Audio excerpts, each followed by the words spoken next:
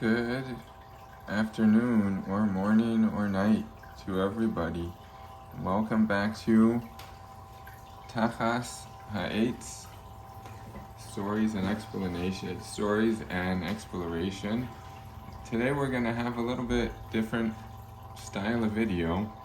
Instead of me reading the book and having the book in front of the video the entire time, this book doesn't have so many pictures, so I'll show you the pictures when there are pictures, but otherwise I thought maybe you could look at something relaxing, like my fish tank, actually my son's fish tank. Anyone who knows about fish will probably be very upset with me because a lot of the fish have nipped fins. That's true. I made a big mistake, and a lot of the fish got crowded and bit each other's fins. Big mistake, learned from my mistake, and now I don't have a pretty school of guppies anymore. Instead I have spread out, scared guppies, separated, hiding. But, oh well, live and learn. So, I'm gonna try and turn off the lighting over here.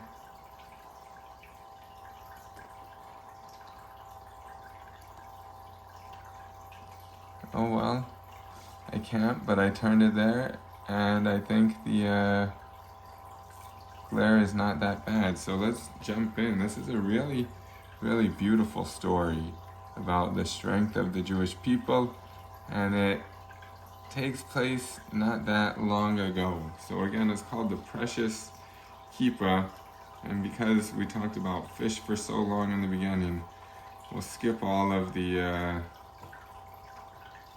title pages, etc., and just get right in. So here you can see the first picture. Let me use both hands. You can see a family over there. We'll see who that family is. Just keep in mind that there's 3 people, and we're gonna see it's a father and his 2 sons. In the town of Slavita in Russia, there was a printing house set up by Precious Shapiro, the son of the holy Rabbi Pinchas of Karetz. Now, a printing house, we don't really understand it today because we all have printers and you just hit print on your computer and the paper pops out.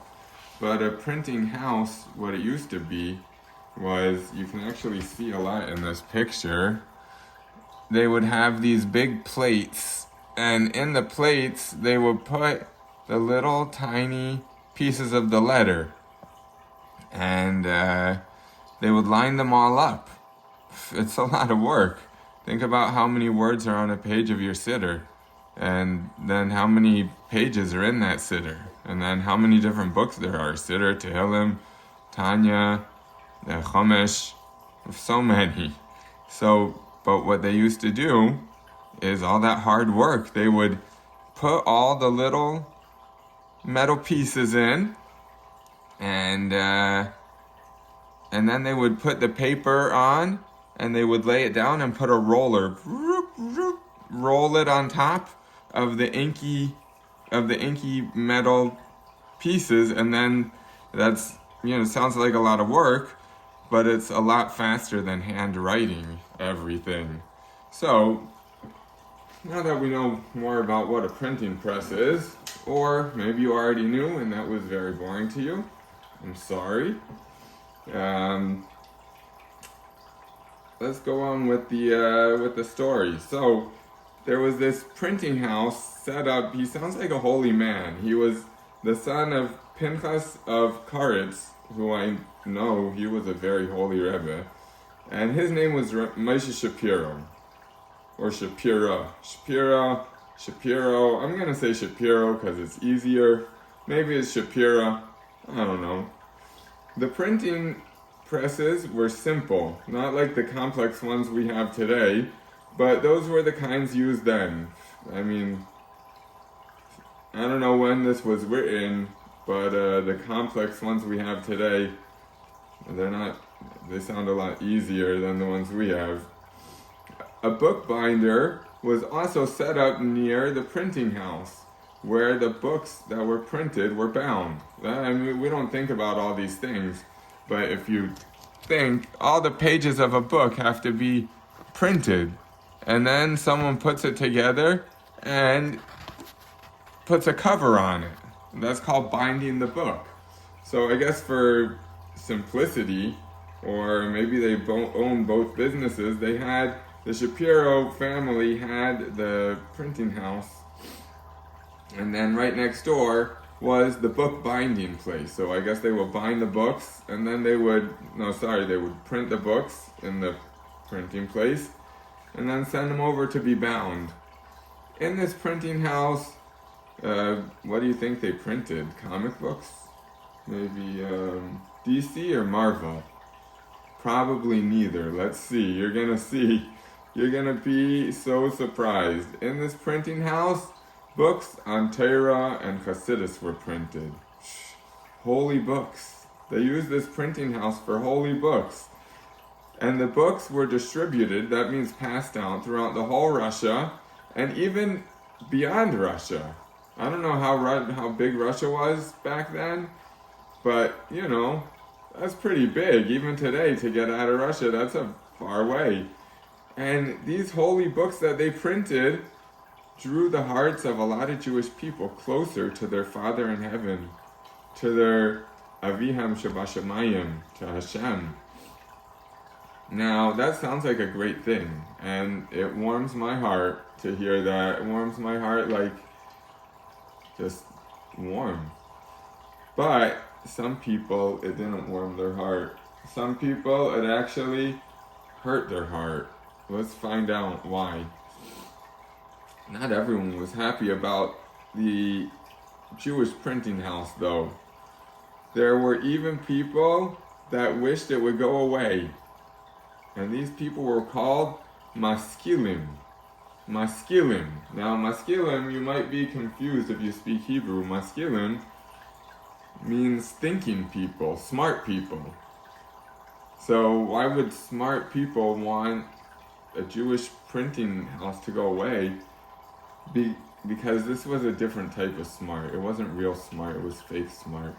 It was a group of people that came up not too long ago, and they said, in Torah and mitzvahs, we do a lot of things that they don't make so much sense. Like, why does our tefillin, why does it have to be like actually square and black?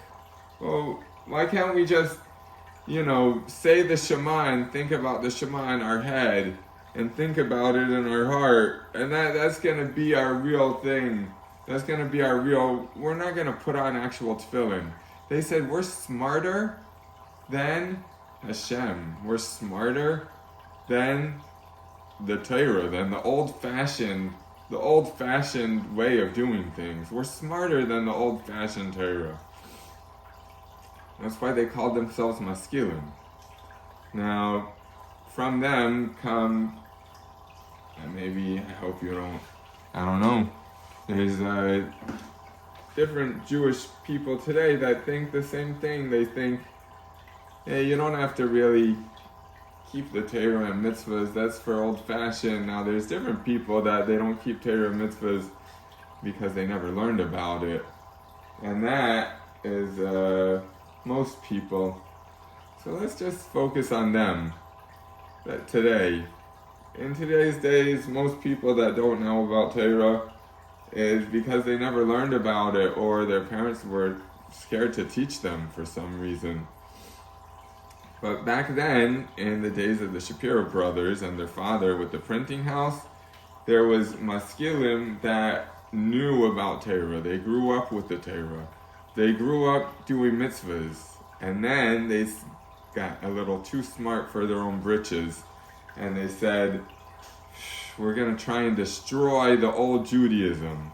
So anytime they saw something about old Jewish practice, the old-time Jews, like they would call them, they would get upset. So you could understand when they saw this big printing house of the Shapiro family, they didn't like it. Now I'm going to go back inside the book. I'm sorry if that tangent was too long. There were also those who opposed it. These were the Maskilim, members of the Jewish Enlightenment, who left the ways of Torah and they wanted to join into non-Jewish culture. They thought that if they dress like the non-Jews and act like the non-Jews and they make the non-Jews think they're smart and funny, then the non-Jews would like them. And they didn't just keep it to themselves, they would fight against the old-fashioned, what they would call them, religious Jewish people who kept Torah mitzvahs, and to try and get rid of them, to try and get rid of any remembrance of them, chas v'shalom. And they weren't embarrassed to do really horrible things, as long as they achieved their goal. And we're going to see that in this book, actually. Oh, I'm thinking about it. I'm getting it's so sad. They were angry when they realized that the printing house in their area helped spread Torah amongst many simple Jews, and they tried to think of a way to get rid of that printing house. Now, you're going to see over here, here's an interesting picture. It looks like some people dressed properly around a man who is holding a bottle of mashka or something. He looks sick, like he drank too much. Let's see what that's all about. We're going to change gears a little. But remember, the Maskilim are trying to find a way to close down the printing house. One of the experts who worked in the printing house was a non-Jew named Yuri. He was an expert bookbinder. I had a friend in school, and he was really good at bookbinding, and I gave him a lot of my books to bind when they started wearing out, and I still have a lot of them today. He was good. Maybe he learned from Yuri. Every book that left his hands was bound beautifully and strong. It didn't fall apart. The bookbinder earned a nice salary. Salary? Maybe you guys could help me in the comments. What is salary? Maybe it means like a type of salsa. And he got a nice salsa for his work. But he didn't spend his money well. I'm not sure what. I'm doing a YouTube video. Oh, that's okay. It's pretty cash. He didn't spend. Menachem, you want to hear this story? Yeah, it's recording, and I'm gonna put it on YouTube. And then can we watch it? Yeah, we can watch it after. And it's recording the fishies, and I'm showing the pictures a little. So Yuri, he was a bookbinder, Menachem, and he earned a nice salsary. We thought maybe that was salsa. Tati, Yeah. can I get that, the Torah stuffy and put it here? Yeah, go ahead. But he didn't spend his money well. He would waste all his money on... That's too close, you need to back it up. He would waste all his money on mashka.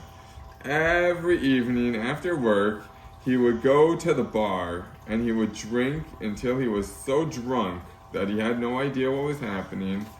Then he would return home with the little bit of energy he had left. A lot of people tried to convince him to stop drinking and change his ways. Nebach, they said. What a shame. Oh, what do they say in Hebrew?